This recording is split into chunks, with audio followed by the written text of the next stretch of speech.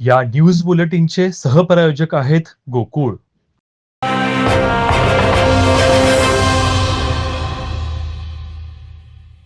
शनिवारी ज्योतिबा डोंगरावर चैत्र यात्रा झालेल्या मोठ्या प्रमाणात कचरा साठला होता।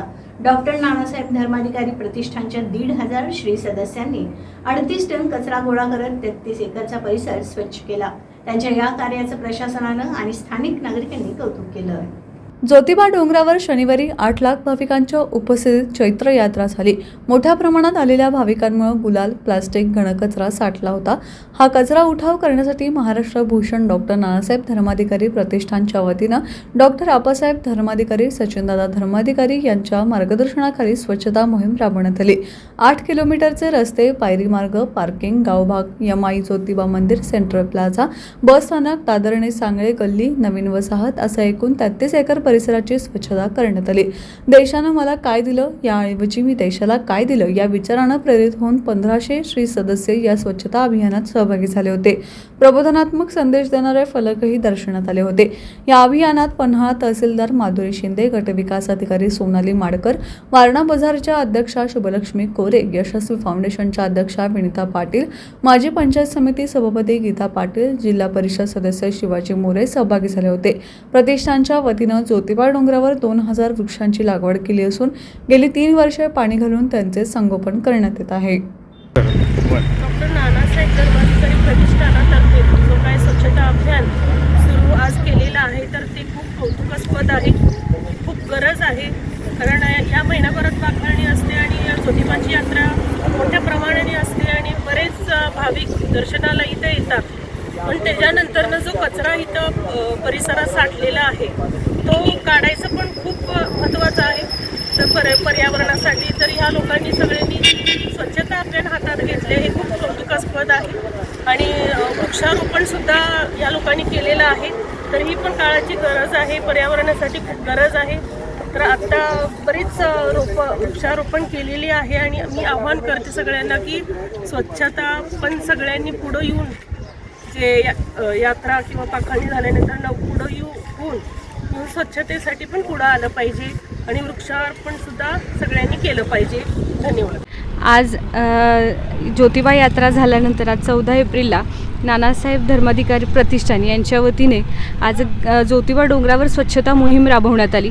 अतिशय आवश्यक असलेली ही मोहीम, कारण यात्रेदरम्यान खूप मोठ्या प्रमाणात कचरा हा ज्योतिबाच्या डोंगरावर साठलेला होता। आज जवळजवळ 2500 स्वयंसेवकांनी इथं खूप मोठ्या उत्साहाने काम करून खूप मोठ्या प्रमाणात कचऱ्याचं संकलन केलेलं आहे। आत्तापर्यंत कमीत कमी 70 ते 80 ट्रॉल्या एवढ्या कचरा डम्पिंग झाल्या, तर अजून देखील काही ठिकाणी कचरा ट्रॉल्या भरायचं कामकाज चालू आहे। त्याचबरोबर या ज्योतिबा डोंगरावर या प्रतिष्ठानच्या वतीनं 2500 वृक्षांचं वृक्षारोपण करण्यात आलेलं आहे आणि दर रविवारी इथे हे स्वयंसेवक स्वयंस्फूर्तीने येतात आणि या वृक्षांची जोपासना करण्याच्या दृष्टीने त्यांना पाणी घालणं असेल, खत घालणं असेल किंवा इतर काही अनुषंगिक कामं असेल स्वच्छतेची, ती खूप भक्तिभावानं आणि श्रद्धेनं करतात।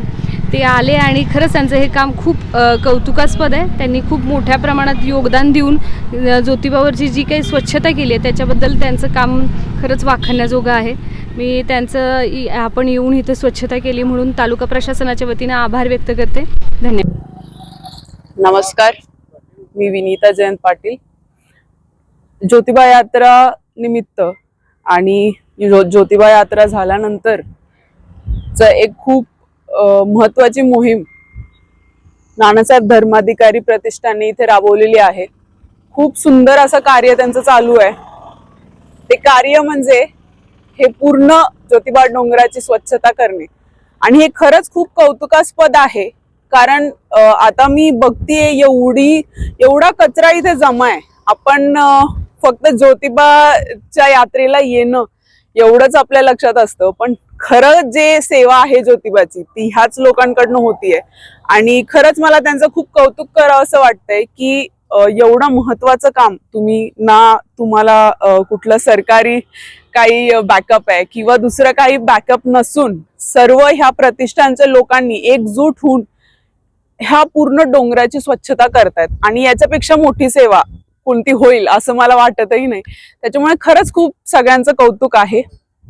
अजून एक खूप मोठा विषय जो आहे तो यांनी हाताळलेला आहे तो आहे पर्यावरणाविषयी. आणि यांनी आतापर्यंत 2500 झाडं ह्या परिसरामध्ये लावलेली आहेत आणि महत्वाचा मुद्दा म्हणजे त्याला जगवलंही आहे.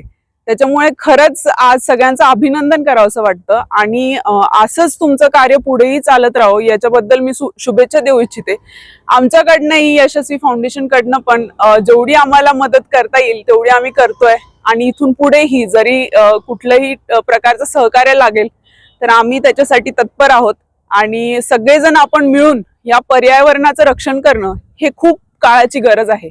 त्याच्यामुळे आपण सगळ्यांनी एकजूट होऊन जरी तुम्हाला इथे कचरा साफ करायला जरी येत नसेल तर तुम्ही खरं तर कचरा न फेकणं बाहेर एवढं जरी केलं तरी आम्ही सगळे तुमचे ऋणी राहू. तर हीच माझी सगळ्यांना विनंती आहे की कचरा तुम्ही इथे टाकू नका, नाहीतर मग ह्या सगळ्या गोष्टी पर्यावरणाला खूप चॅलेंजिंग आहेत आणि आपल्या पुढच्या पिढीसाठीही ह्या गोष्टी चांगल्या नाही आहेत. साफ सफाई करण्यासाठी सगळेजण आहेतच, पण याचा हा अर्थ नाहीये की सफाई करण्यासाठी नेहमी कोणीतरी आहे म्हणून आपण कचरा बाहेर टाकलाच पाहिजे. तर तुम्ही सर्वांनी एक जागरूक नागरिक म्हणून इथे कचरा टाकू नये अशीच सगळ्यांनी मोहीम राबवली पाहिजे, हीच माझी प्रार्थना आहे सगळ्यांना. आणि ज्योतिबाच्या चरणी हीच प्रार्थना आहे की सगळ्यांना सद्बुद्धी द्यावं की इथे कचरा न केला जाणार आणि ह्या प्रतिष्ठानला अजून पुढच्या वर्षी याच्यापेक्षा कमी कचरा इथे मिळावा हीच माझी ज्योतिबा चरणी प्रार्थना आहे.